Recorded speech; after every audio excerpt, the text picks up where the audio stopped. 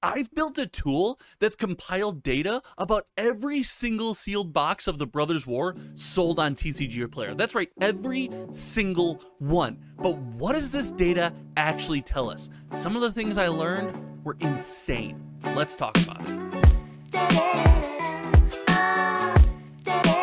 That's right, that intro is not bait. I have been stuck in this cyclone of everyone's leaving Magic, no one's buying these products, this set is trash, and I needed to put some numbers to all of this swirling negativity. So I built a tool that broke down all of the Brothers War sealed product sales that have ever happened on TCGPlayer. That's right, we have all of that data, and today in today's video, we're not only going to talk about all that data, we're going to talk about some interesting data points that just made my jaw almost fall out of my head, and we're going to use that data to talk about, can we be more efficient Magic enthusiasts? Can we work on our spend? Can we spend money where Wizards is spending the most care? What can we be sure of? What might they drop in the future? So I want to talk about all that, and then I want to decide, what set should we do this for next? But first and foremost, let's get into the important part. Drum roll, please. We have the data. Ladies and gentlemen, this is a representation of every single sealed product that has been sold on TCGPlayer for the Brothers War. That's right, everything from collector cases and collector boxes all the way down through Jumpstart and bundles. And the big thing that jumps off the page to me right away is at the top where we look at the sales data summary, the total boxes sold and the total spend. The total spend of 1.16 mil plus was astonishing to me. I don't consider TCGPlayer a large bastion for sealed product. I think a lot of sealed product moves on either other marketplaces, at the local game store, whatever it might be, secondary market, and I know Amazon, like I'm aware of that as well. But this was an astonishing number, an astonishing spend, and I think that that thought is reflected in the idea that there's only been 8,608 boxes sold on TCGPlayer since this inception. So this is a really large data set. It's really cool to look at, and it shows us 100% what we're buying as a community. And that graph on the top right shows us, exactly that. What are we buying? For total boxes sold, this is, products at TCGPlayer packed and shipped out the door, or packed from the LGSs listing them on TCGPlayer out the door. We are seeing set boxes, I don't want to say dominate, but kind of dominate this portion of the community. Set boxes represent 38.7% of all products packed and shipped through the TCGPlayer marketplace. We as a community, dude, we dig set boxes, we love them, and collector boxes in a close second with 33.4%, and then the big number, the draft boxes. 12.7% of all orders on TCGPlayer are draft boxes.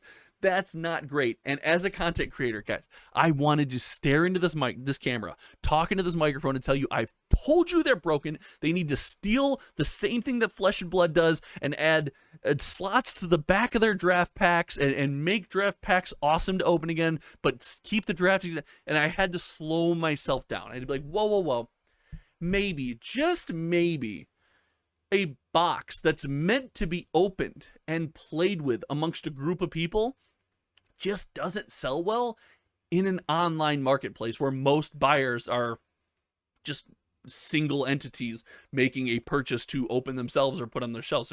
They're using it to plan an event most of the time. So there is a caveat there, but 12% is extremely low. In fact, it is only slightly above bundles, and I was not going to include bundles in this list. I wasn't going to include bundles or Jumpstart. I was going to talk about the big three boxes, but shout out George from Compete Sport. He's on the May the Zuby with You podcast. We do it every Friday over at Kitchen Table TCG. He's like, no, there's a lot of people out there that purchase bundles, a lot more than you'd think. You need to include them in your data. And so I said, hey, if I'm doing bundles, I can't leave out Jumpstart. And we are seeing Wizards, stop doing Jumpstart. It represents 3% of total boxes sold. It's insane. But the real mind-blowing portion of this data comes when you break down the spend, how much we as a community are spending on product. And we are spending, this was crazy. We just talked about set boxes are the most purchased box. The numbers are the biggest. We are spending more on collector boxes by such a far amount. We're spending 160% more on collector product than we are on set product. And actually, we're spending like 340+% more on set product than we are on draft. This again kind of creates that hierarchy we're willing to spend. This is something we need to know as enthusiasts, the community, even if we don't necessarily agree with it, we haven't felt the best about it, the community as a whole, we are willing to spend on collector product. We're buying a ton of it. We're spending more than the average to do so. And set being the most popular box, the box that's moving the most in this data set, it's not where Wizards is making most of its money, but it is where we are the most interested, right? And it's important to remember for this next point that it's not where Wizards is making its most money. And something that's interesting, just kind of a fun stat for you guys, it's we're spending 550 plus percent more on collector product than we are on draft product. So again, whether that goes the whole like, this is not the place to buy draft, maybe, but I thought that was wild. But the big takeaway here is actually a positive take on something Wizards of the Coast is doing. Now, listen. They need to fix product, right? They need to give stores more margins. This isn't about this. Stores need to get more margin. They need to fix product. Magic 30, totally bad. Injecting us with new sets and new products every 30 seconds, totally bad.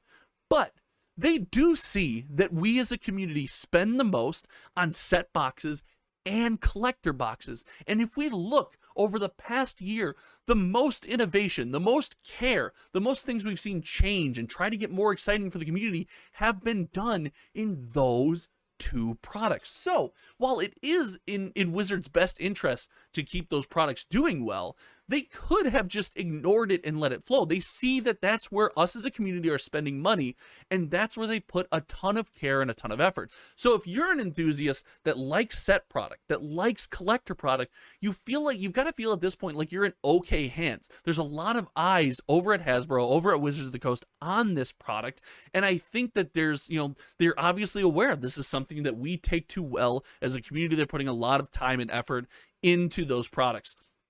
But that being said, there's one more big interesting point. Coming from a Flesh and Blood, doing Flesh and Blood for the last year and a couple months now, I'm so used to the sealed case premium that I had to know. So I broke down the sealed cases versus the boxes, and I expected like, hey, are you saving money when you buy the sealed case? Or are you paying a premium? And it looks like there's not much savings, but they are there.